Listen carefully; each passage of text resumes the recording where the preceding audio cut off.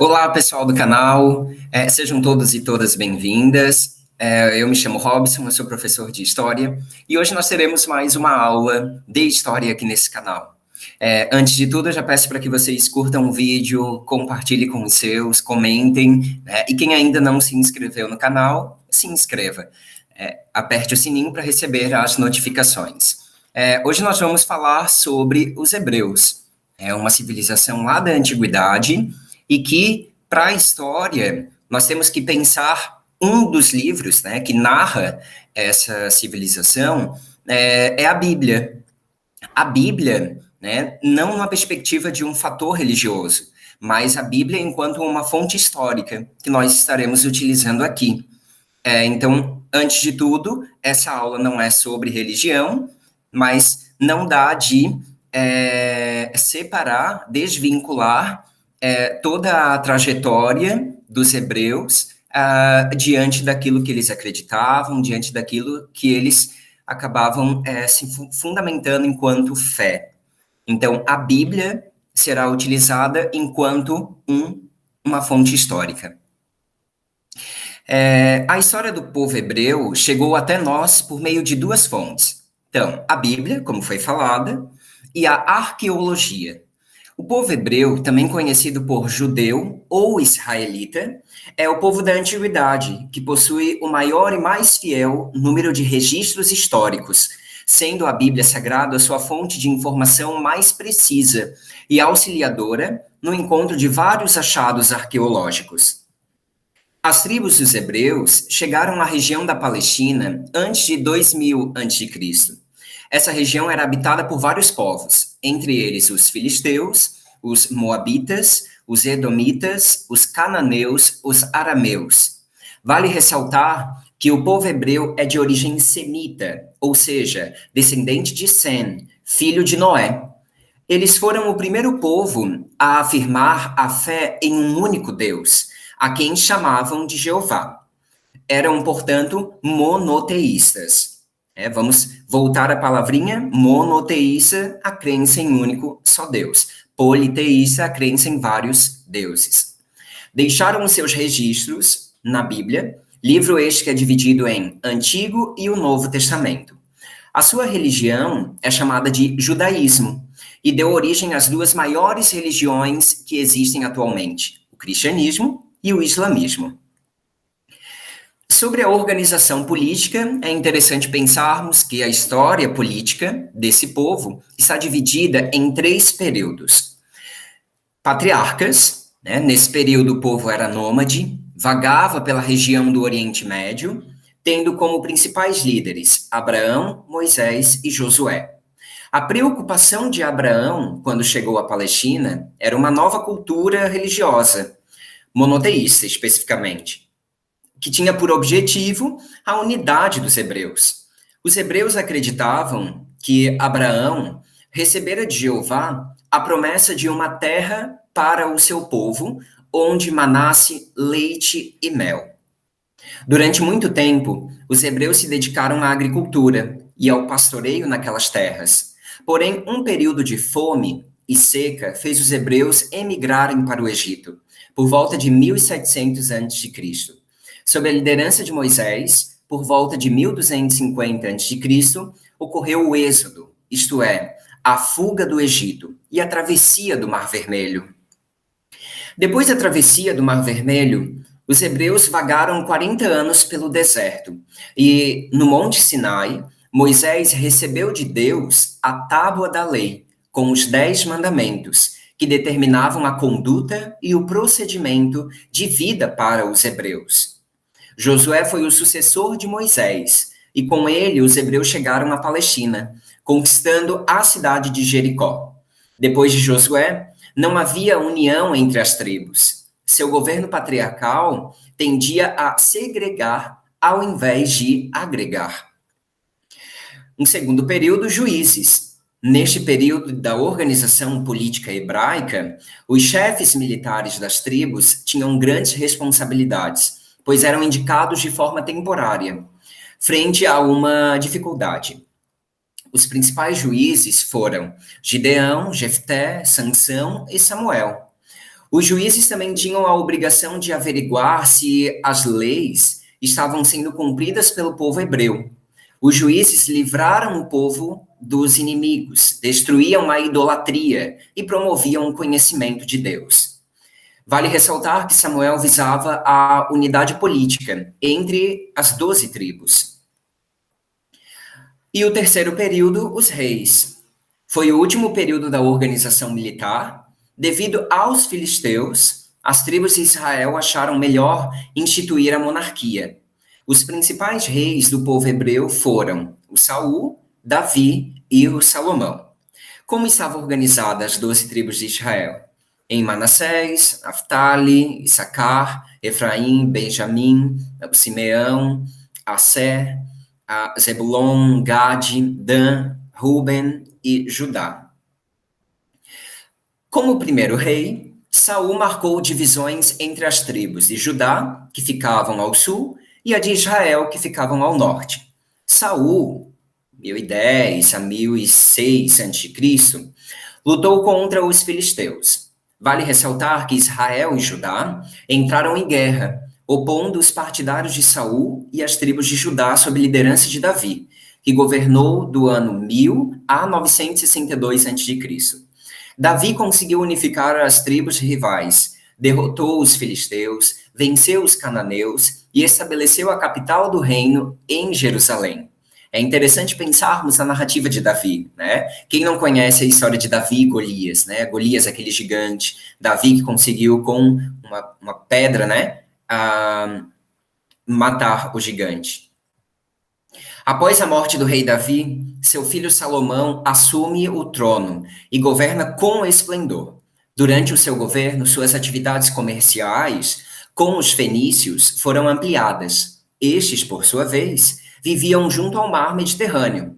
Salomão construiu uma fundição de cobre, um porto e uma frota mercante. Investiu em obras públicas, como o Templo de Jerusalém, que foi dedicado a Jeová para guardar as tábuas da lei. Segundo as Sagradas Escrituras, Salomão desposou 700 princesas e mais 300 concubinas. Deve-se acrescentar que, durante o seu governo, Israel conseguiu uma sólida organização administrativa, porém uma grave crise política assolou o seu governo. Na imagem conseguimos observar o Templo de Salomão. Quais foram as razões dessa crise, né? Elas estão voltadas a 3 pontos interessantes. Primeiro, a revolta das outras tribos diante da hegemonia da tribo de Judá.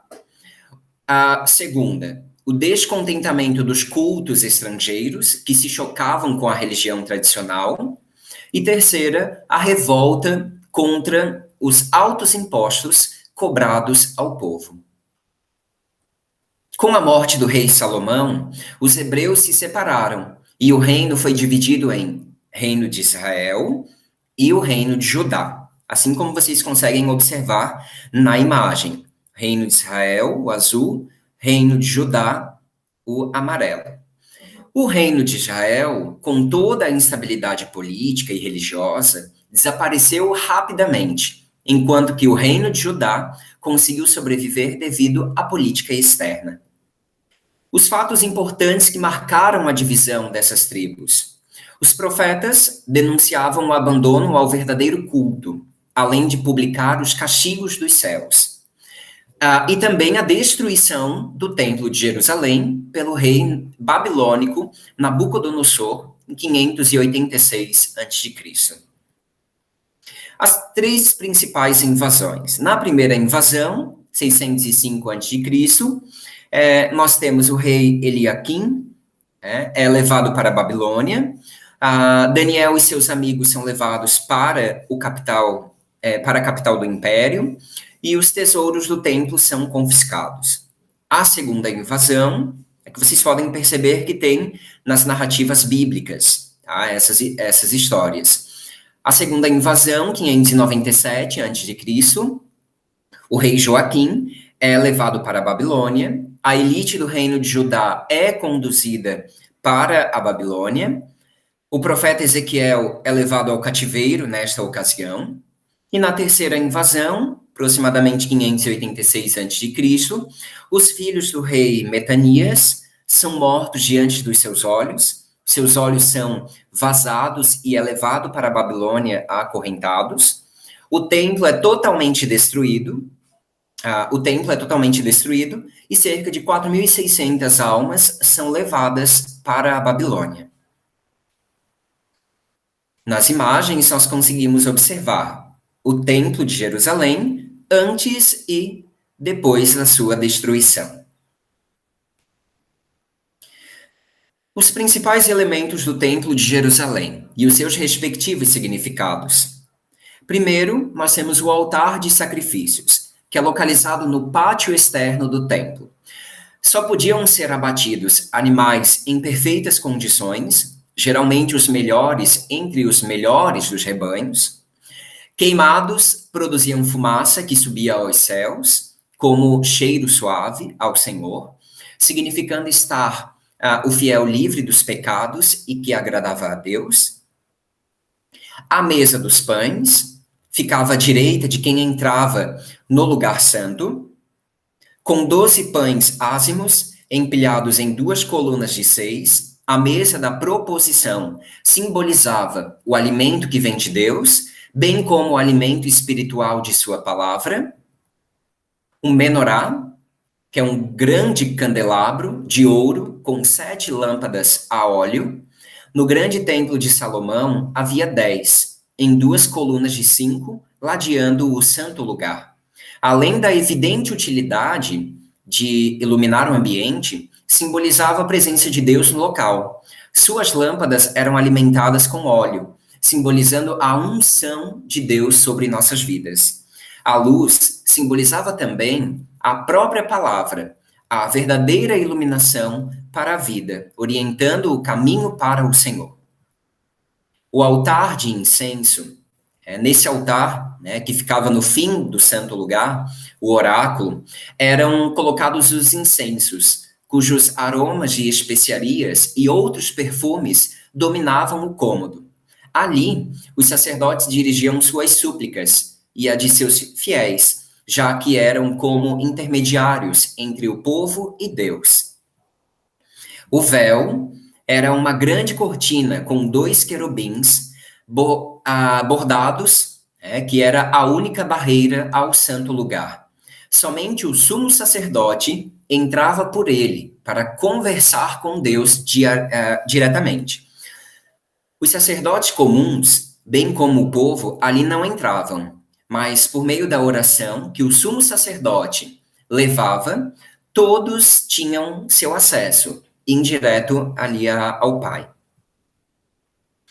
O mar de fundição era um grande reservatório de água que ficava ao lado do altar de sacrifícios. Em sua água eram lavados os pecados, com um forte significado de purificação, na forma do sangue e qualquer outro resíduo que ficasse nas mãos e nos pés dos sacerdotes. O reservatório redondo ficava sobre 12 bois esculpidos em bronze, que em grupos de 3 tinham suas cabeças voltadas para os 4 pontos cardeais. No mar de bronze eram abastecidas 10 pias móveis, sobre rodas que eram espalhadas pelo pátio externo, 5 de cada lado do templo. A Arca da Aliança, um objeto sagrado, somente tocado pelos sacerdotes e nunca por uma pessoa comum do povo. Na imagem vocês conseguem observar, entre os anjos dourados, o sumo sacerdote deveria focalizar a presença de Deus, que falava a ele.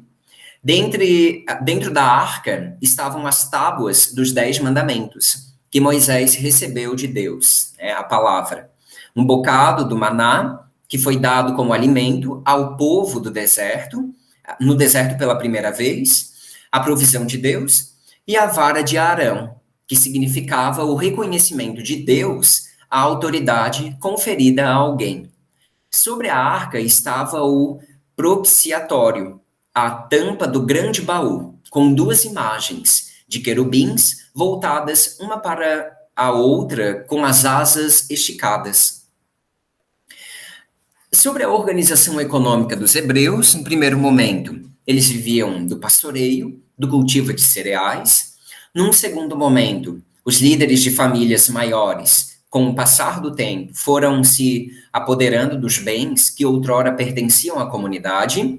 Num terceiro momento, surgimento então da propriedade privada, e os grandes proprietários passaram a vender seus excedentes agropecuários para o mercado interno e externo. A organização social estava estabelecida dessa forma. No topo, a família real, os sacerdotes, fazendeiros; abaixo, os burocratas comerciantes; abaixo, os pastores de ovelhas; e abaixo, camponeses e escravos. A cultura hebraica se estabeleceu de diversas formas. O legado cultural hebreu foi muito importante para a formação de vários traços da cultura ocidental. A produção cultural hebraica está ligada à sua vida religiosa. Salomão escreveu mais de 3.000 provérbios e cânticos. Sobre a produção literária do povo hebreu, destacam-se os melhores textos da literatura no Antigo Testamento, nos seguintes livros: Salmos, Provérbios, Cântico dos Cânticos e Jó. Por exemplo, no livro de Salmos, encontramos os mais belos poemas que transmitem ensinamentos religiosos. Exemplo de um salmo: aquele que habita no esconderijo do Altíssimo, à sombra do Todo-Poderoso descansará. Direi do Senhor: Ele é o meu refúgio e a minha fortaleza, o meu Deus em quem confio. O livro de Provérbios, escrito por Salomão, filho do rei Davi, ensina a sabedoria e a questão da disciplina. Eis um trecho: Filho meu, se aceitares as minhas palavras e guardares no coração os meus mandamentos, se deres ouvidos à sabedoria e inclinares o coração para o discernimento, se clamares por entendimento e por discernimento, gritares bem alto, se procurares a sabedoria como se procura prata e buscá-la como quem busca um tesouro escondido, então entenderás o que é temer o Senhor e acharás o conhecimento de Deus. O Cântico dos Cânticos, escrito por Salomão, são poemas de amor com muitas imagens carregadas de sensualidade. Exemplo: a amada, se ele me beijasse, se a sua boca me cobrisse de beijos. Sim, as suas carícias são mais agradáveis que o vinho. A fragrância dos seus perfumes é suave. O seu nome é como um perfume derramado. Não é à toa que as jovens o amam. O livro de Jó mostra a questão da reflexão filosófica, em que Jó é o personagem principal da obra, de uma conduta invejável, que procura resposta para o seu sofrimento. Eis uma citação: então Jó respondeu: bem, sei que isso é verdade, mas como pode o mortal ser justo diante de Deus? Ainda que quisesse discutir com ele, não conseguiria argumentar nem uma vez em 1000. Sua sabedoria é profunda, seu poder é imenso. Quem tentou resisti-lo saiu ileso? O monoteísmo ético dos hebreus só se consolidou com as mais belas pregações dos profetas Isaías, Oséias e Amós. Além do clamor por justiça ao órfão, defendiam as viúvas, as viúvas, então, além de reafirmar a crença na vinda de um Salvador para libertar os hebreus para a vida eterna. A essência do judaísmo encontra-se na Torá, que é o livro sagrado dos judeus. São os 5 primeiros livros do Antigo Testamento. O judaísmo influenciou muito o cristianismo, no que se refere à preocupação de uma sociedade mais justa. Contudo, deixo as referências utilizadas, a bibliografia, a tabela de imagens, foi utilizada nessa aula sobre os hebreus. Então é isso, gente. Um abraço, até a próxima videoaula.